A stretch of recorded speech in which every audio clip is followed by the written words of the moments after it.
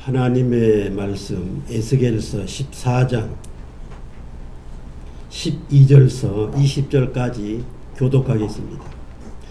구약성경 1167쪽 에스겔서 14장 12절서 20절 교독합니다.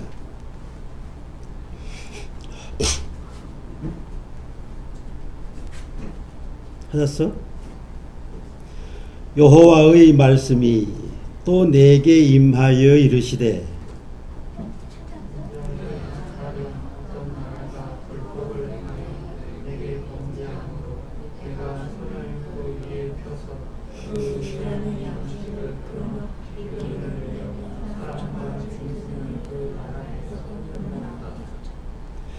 비록 노아, 다니엘, 욥 이 세 사람이 거기에 있을지라도 그들은 자기의 공의로 자기의 생명만 건지리라. 나 주 여호와의 말이니라.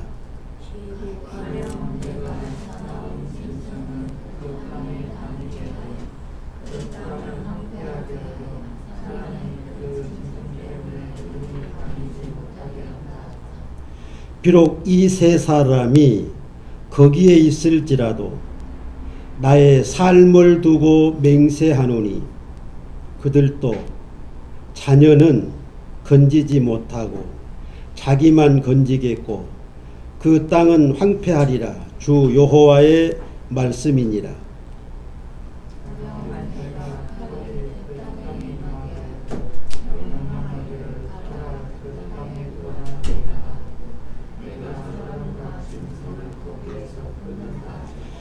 비록 이 세 사람이 거기에 있을지라도 나의 삶을 두고 맹세하노니 그들도 자녀는 건지지 못하고 자기만 건지리라. 나 주 여호와의 말이니라.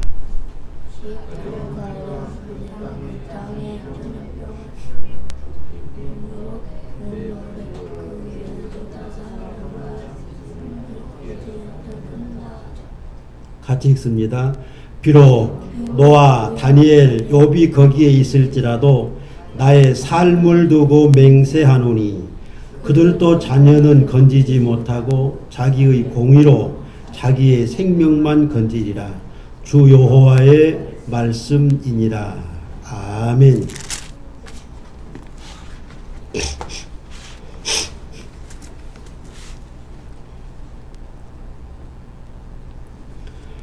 교독한 말씀에 의해서 자기의 공의로 자기의 생명만 건지리라 하는 제목으로 말씀을 드리겠습니다.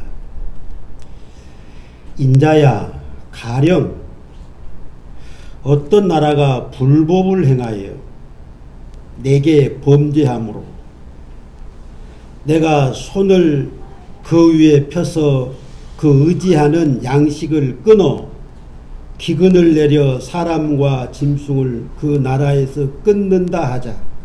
비록 노아, 다니엘, 욥이 이 세 사람이 거기에 있을지라도 그들은 자기의 공의로 자기의 생명만 건지리라.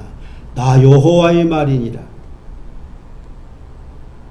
이 말씀은 어떠한 나라가 불법을 행했을 때에 하나님께 범죄함으로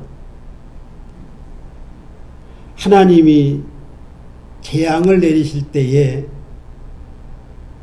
그 재앙 가운데에서 사람들 중에 자기의 공의로 자기만 건지리라는 말씀입니다. 이스라엘 나라든지 이방 그 어떠한 나라이든지 불의한 죄를 범하면 하나님의 징계와 심판을 받습니다. 인자야, 인자라는 말을 에스겔에게는 많이 썼습니다. 인자라는 말은 사람의 아들이라는 뜻입니다. 다니엘서 8장 17절에 다니엘에게도 인자야 하셨는데 에스겔에게는 93회나 인자라고 칭하셨어요. 그런데 다윗이 시편 8편 4절에 보면 인자가 무엇이기에 주께서 그를 돌보시나이까? 인자가 무엇이기에 주께서 그를 돌보시나이까? 이 말씀을 보면 하나님께서 에스겔을 각별히 사랑하시는 호칭으로 봅니다. 에스겔을 각별히 사랑하시는 호칭. 예수님은 마태복음 12장 8절에 인자는 안식일의 주인이라 예수님도 자신을 인자라고 했습니다만 에스겔 하나님이 이토록 인자야 인자야 다정다감하게 호칭하셨습니다. 하나님은 죄와 심판에 대하여 매우 엄정하시고 매우 엄위하십니다. 하나님께서 심판을 행하심은 하나님의 공의요 하나님의 정의입니다. 심판의 공의와 정의가 없다면 불의한 일일 것입니다. 다시 말하면 아버지가 의롭고 하나님을 잘 경외한다고 불의한 아들이 그 아버지 때문에 구원받을 수 없어요. 그거는 불의지요. 이 세상에서나 있을 법한 일입니다. 하나님의 공의, 하나님의 정의는 그러한 불의한 구원 없습니다.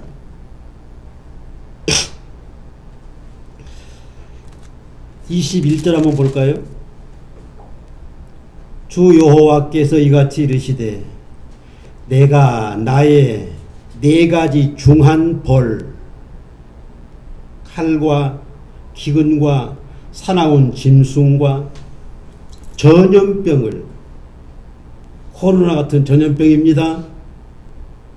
예루살렘에 함께 내려 사람과 짐승을 그 중에서 끊으리니 그 해가 더욱 심하지 아니하겠느냐. 범죄한 이스라엘 백성들에 대하여 4가지 벌을 말씀하셨습니다. 첫째는 칼은 전쟁으로 인하여서 이스라엘을 벌하시는 일들이 많습니다. 두 번째 기근, 가뭄으로 인하여서 양식을 끊는 그러한 재앙도 하나님이 내리시는 재앙입니다. 세 번째, 사나운 짐승들 15절에 보면 짐승의 재앙이 임하여 열왕기하 2장 24절에 보면은 엘리사를 대머리야 올라가라 놀리던 아이들을 곰이 내려와서 40명을 죽입니다. 사마리아에서는 여호와를 경외하지 아니한 자들을 사자들로 하여금 몇 명을 죽게 해요. 동물들의 재앙도 하나님은 내리십니다. 19절에 전염병 재앙입니다. 전염병 재앙.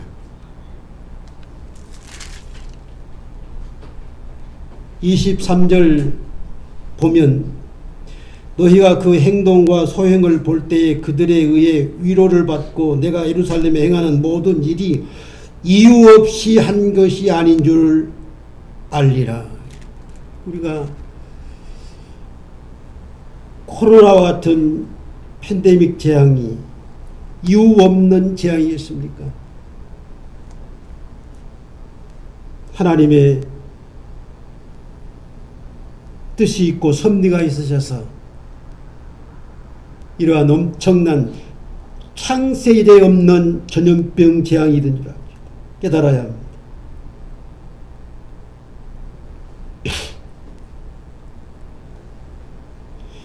이러한 재앙의 때에 세 종류의 사람들이 나옵니다. 첫째는 재앙을 받지 않는 의로운 사람이요. 둘째는 징계를 받는 사람이요. 셋째는 멸망하는 사람입니다. 이러한 재앙이나 심판을 통해서 의로운 자들은 점점 더 의롭게 하나님 경외하며 살 것입니다. 징계를 받은 자들은 회개하여 다시 범죄하지 않을 것입니다. 그러나 멸망한 자들은 심판을 받아 영원토록 형벌을 받는 이와 같은 재앙이나 심판에서 의인과 악인을 함께 멸하시지 않습니다. 아브라함이 하나님 의인을 악인과 함께 멸하시겠나이까? 소돔과 고모라 성을 유황불로 심판한다 할 때에 의인과 악인을 함께 멸하시겠나이까? 아니라는 거예요. 의인은 구원하시겠다. 악인은 악인대로 심판을 받고 의인은 의인대로 구원받는 겁니다. 죄인과 악인을 함께 멸하시지 않습니다.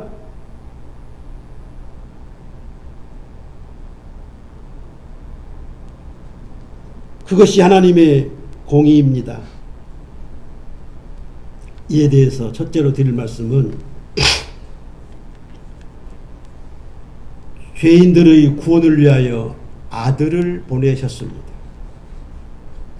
그 너무도 잘 아는 요한복음 3장 16절 하나님이 세상을 이처럼 사랑하사 독생자를 주셨으니 이는 저를 믿는 자마다 멸망하지 않고 영생을 얻게 하심이라. 하나님이 그 아들을 세상에 보내신 것은 보세요. 하나님이 그 아들을 세상에 보내신 것은 세상을 심판하려 하심이 아니요 그로 말미암아 세상이 구원을 받게 하려 하심이라. 세상을 구원하시기 위해서 독생자 예수 그리스도를 이 세상에 보내주셨습니다.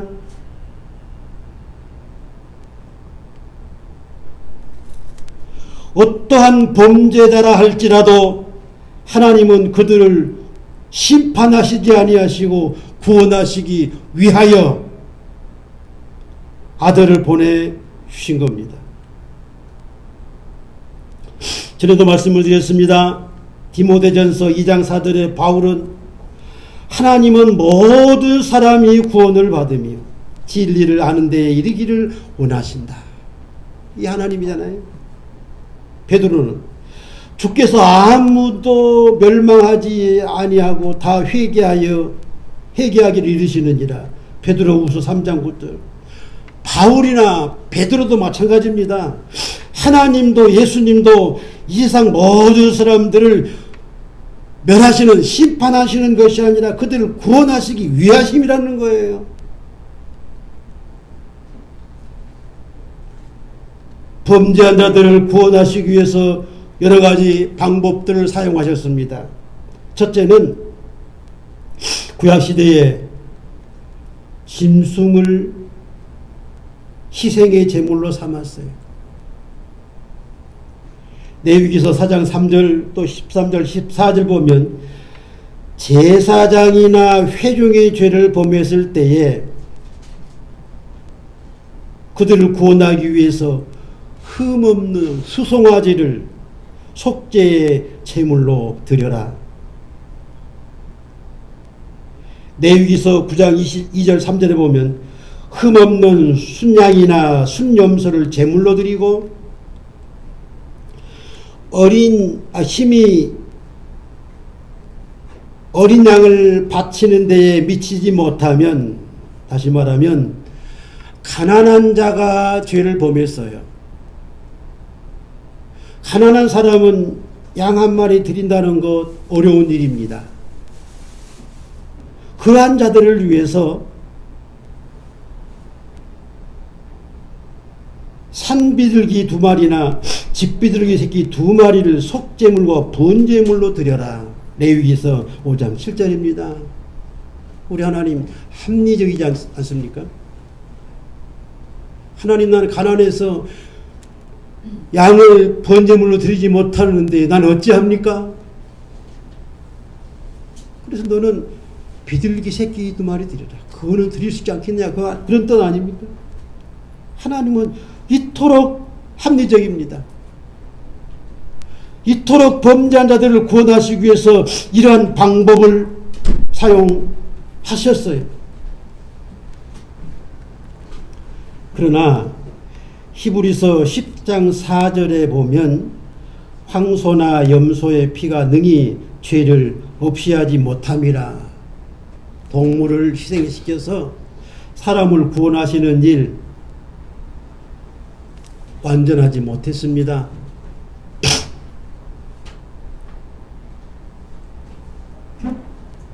그렇지만 동물을 희생시켜서라도 사람들을 구원하시기 위한 이러한 방법을 구약시대에 사용하셨어요. 두 번째 방법, 선지자들을 희생시킵니다. 종들을 희생시켜요.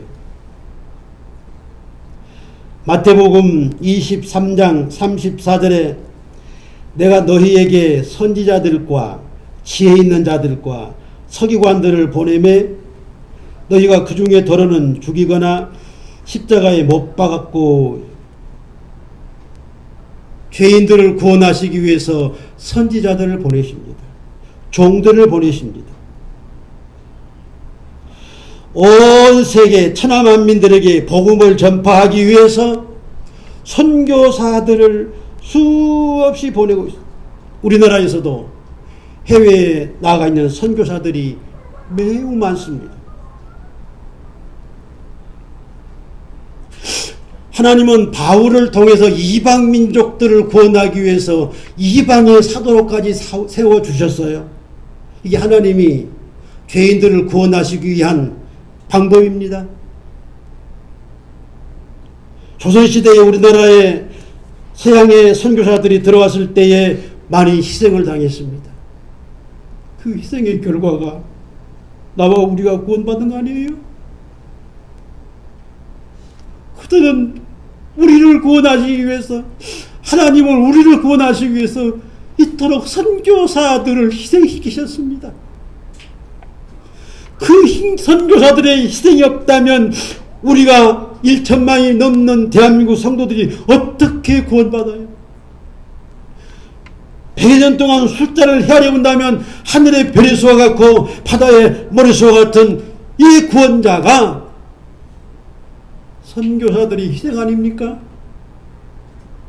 그래서 우리들은 해외 여러 나라에 선교사들을 보내서 빚을 갚으려고 하는 거 아닙니까? 내 아우도 필리핀에 선교사로 가 있습니다. 정말 좋은 일 아니에요? 세 번째, 예수님의 희생입니다. 하나님의 아들 예수님의 희생이에요.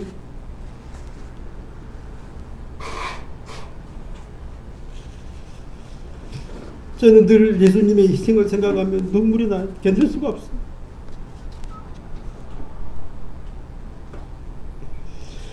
하나님이 우리를 사랑하사 우리 죄를 속하기 위하여 화목제물로 그 아들을 보내셨습니다. 요한일서 4장 10절. 아들을 화목제물로, 희생의 제물로 삼으셨어요. 죄인들을 구원하시기 위해서 하나님이 이렇게 역사하신 겁니다. 동물을 희생시키셔도 아니 되니까, 선지자들을 보냈는데 선지자도 죽임을 당하니까 이제는 완벽한 구원자, 구세주, 메시아, 독생자를 보내주셔서 희생시키셔서 천하만민을 구원하시는 겁니다. 아브라함아, 네 씨로 말미암아 천하만민이 복을 받으리라. 그 말씀을 이루시는 거예요.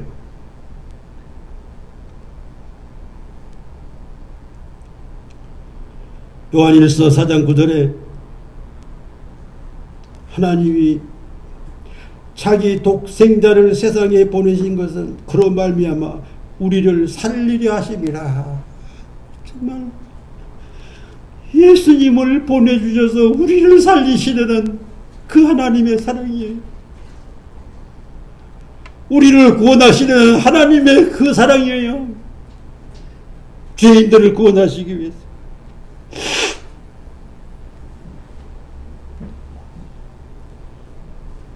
갈라디아서 1장 4절에 그리스도께서 하나님 곧 우리 아버지의 뜻을 따라 우리를 건지려고 우리 죄를 대속하기 위하여 자기 몸을 주셨느니라. 우리를 구원하시기 위해서 십자가에 못 박혀 죽으셨습니다. 우리는 그것을 망각할 때가 많이 있어요. 우리를 구원하시기 위해서 십자가를 지셨습니다.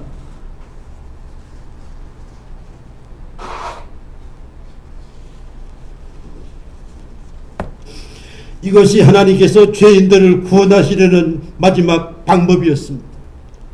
아주 완벽한 구원입니다.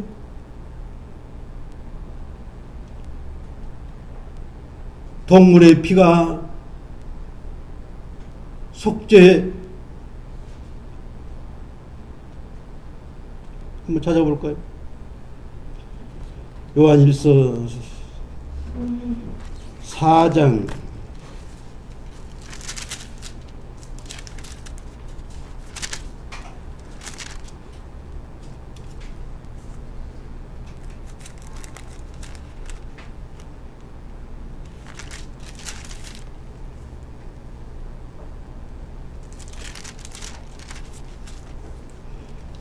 4장 27절 너희는 주께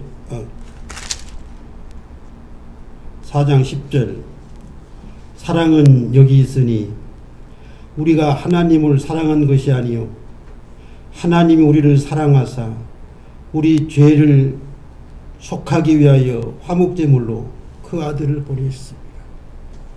이것입니다. 우리가 하나님을 사랑한 것이 아니라 죄인들을 구원하시기 위해서 아들을 보내어 화목제물로 희생시킨 거예요. 그리스도의 이 십자가가 천하만민을 구원시켜서 천국에 들어가게 하는 겁니다.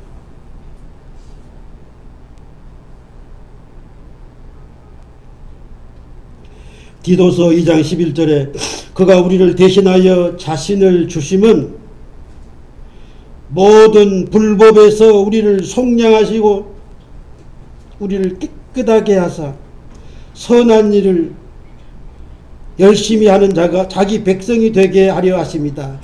하나님의 착한 백성 되게 하십니다. 요한일서 4장 14절에 사도들은 아버지가 아들을 세상에 구주로 보내신 것을 우리가 보았고 증언하느니라 하노니 사도들은 직접 목격하였고 목격한 것을 증언한다 그렇게 말을 했습니다. 죄인들을 구원하시려는 하나님의 사랑이 이와 같이 그리스도를 희생시키셔서 우리를 구원하여 주신 겁니다. 두 번째 드릴 말씀은 하나님의 징계와 심판에 대해서 말씀을 드리겠습니다. 하나님이 심판하실 때는 몇 가지 단계가 있습니다. 첫째는 권고입니다. 너희 하나님 여호와의 말씀을 들으라. 야곱 집과 이스라엘 집 모든 족속들아 여호와의 말씀을 들으라. 이게 무슨 말이냐면 권고입니다.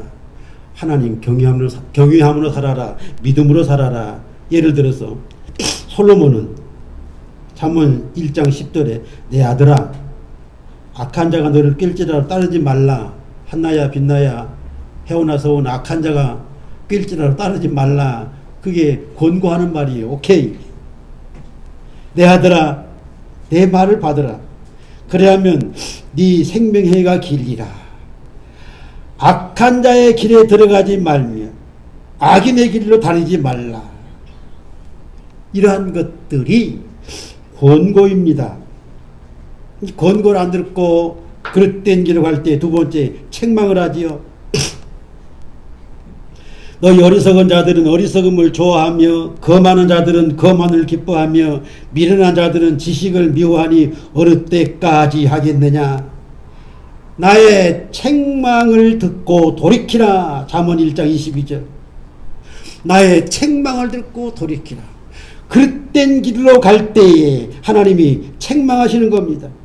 권고를 듣지 않고 그릇된 길로 갈 때에 하나님이 책망하십니다. 세 번째 단계는 징계입니다. 권고도 안 듣고 책망도 안 듣고 그릇된 길을 갈 때에 하나님이 징계하십니다. 매로 때리는 거예요.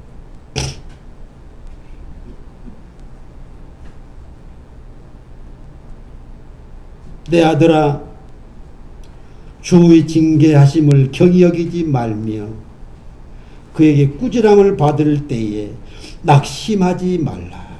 주께서 사랑하시는 자를 징계하시고 그가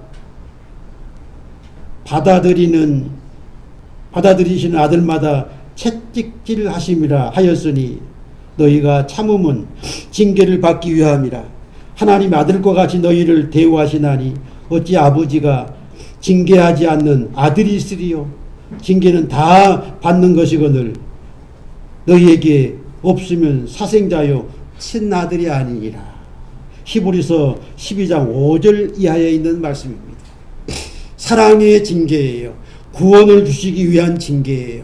징계받을 때에 하나님 앞에 무릎을 꿇고 회개하고 바른 길을 가야 합니다. 권고, 책망, 징계 받지 않을 때의 마지막 심판입니다. 그렇죠? 심판이에요. 권고나 책망이나 징계를 받고도 돌이키지 않을 때에 하나님이 내리실 형벌입니다.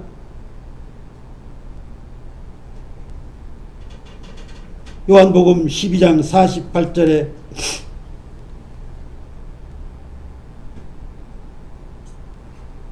나를 버리고 내 말을 받지 아니하는 자를 심판할 이가 있으니 곧 내가 한 그 말이 마지막 날에 그를 심판하리라. 최후의 마지막 날에 심판하는 겁니다.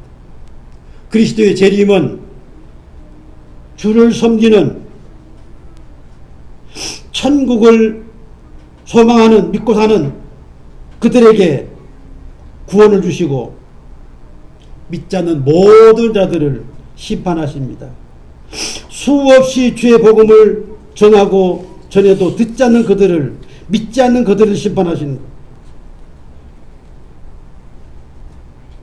권고나 책망이나 징계는 구원을 주시기 위한 수단입니다.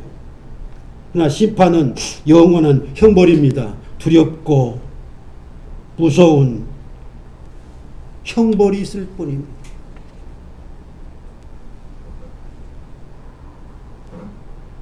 그때에는, 심판 때에는 우리에게 열어주소서 우리가 주의 이름으로 선지자 노래했습니다. 귀신을 쫓아냈습니다. 능력을 행했습니다. 별소리 다 해보아야 헛일입니다. 회개할 수 없어요. 구원받을 수 없어요. 끝이에요. 심판이에요. 그래서 고린도후서 6장 2절에 내가 은혜 베풀 때에 너희에게 듣고 구원의 날에 너를 도왔다. 보라 지금은 은혜 받을 만한 때요. 보라 지금은 구원의 날이로다. 심판 전에, 예수님 재림하시기 전에까지는 은혜의 때입니다. 구원받을 때입니다. 심판의 때는 시간이 지나버렸습니다. 악인의 심판 멸망이 있을 뿐입니다. 이때에 의로운 자는 한 사람도 멸하시지 아니하시고 한 알갱이라도 떨어지지 않게 하시고 구원하시는 하나님입니다.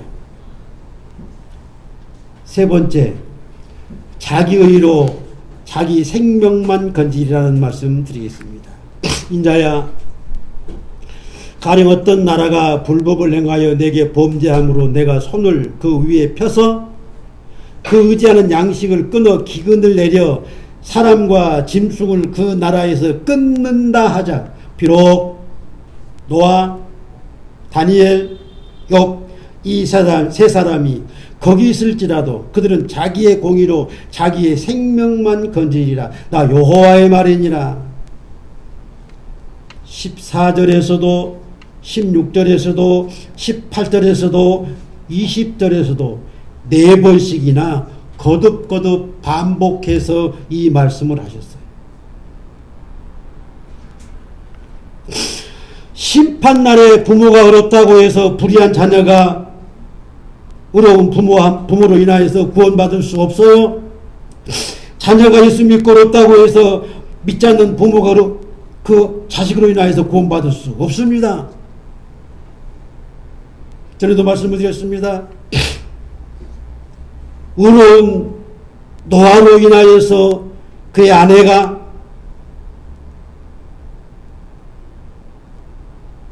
또 새 아들이 새 며느리가 구원받은 것 아니에요. 분명하게 밝혔습니다. 거기 비록 노아, 다니엘, 욥이 있다 할지라도 자기 공의로 자기만 구원받으라 했습니다. 노아의 믿음입니다. 노아의 처의 믿음입니다. 노아의 새 아들들의 믿음입니다. 노아의 새 며느리들의 믿음입니다. 그들의 믿음 때문에 그들이 구원받은 거예요. 롯의 믿음이 자기를 구원시킨 겁니다. 롯의 믿음이 철을 구원시키지 못했어요.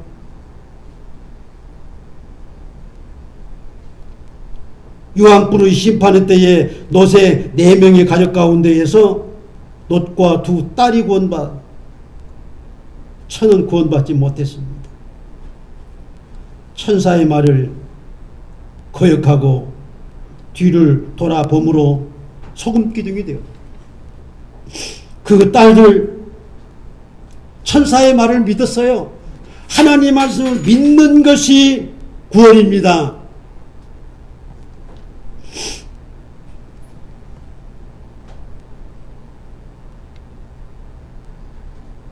구원이란 자기의 믿음으로 받는 겁니다. 주 예수를 믿으라. 그리하면 너와 내 집이 구원받으리라. 먼저 믿는 사람이 가족을 복음화시켜서 가족들이 구원 다 믿을 때에 온 가족이 온 집이 구원받는 거예요.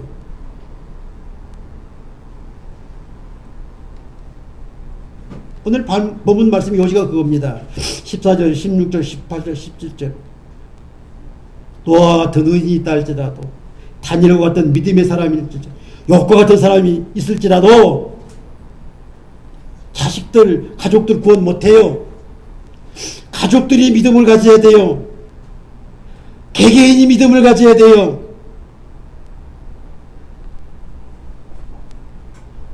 분명하게 밝혔습니다. 노아의 온 식구 그들 다 의로웠습니다. 롯이 의로웠고 롯이 딸들이 의로운 거예요. 롯의 처가 의롭지 못한 겁니다. 롯의 사위들이 농담을 여기고 믿지 않았습니다. 그것이 그들에게 결국은 멸망으로, 유황불의 심판으로 멸망을 받습니다.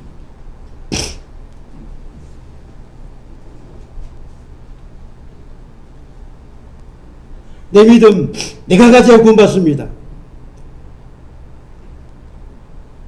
로마서 2장 6절에 하나님께서 각 사람에게 그 행한 대로 보응하시되 참고 선을 행하며 영광과 존귀와 썩지 아니함을 구하는 자에게는 영생으로 하시고, 오직 당을 지어 진리를 따르지 아니하고 불의를 따르는 자에게 진노와 분노를 하시게 심판하시다.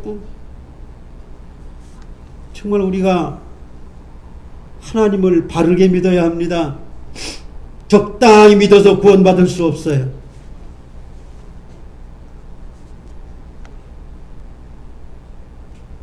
이러한 말씀이 내 귀에 들어오지 않는다면, 내가 구원 받는지 안 받는지도 모르고 받은 줄로 알고 있다가 주님 심판하실 때에 멸망받는 이들이 얼마나 얼마나 많겠습니까?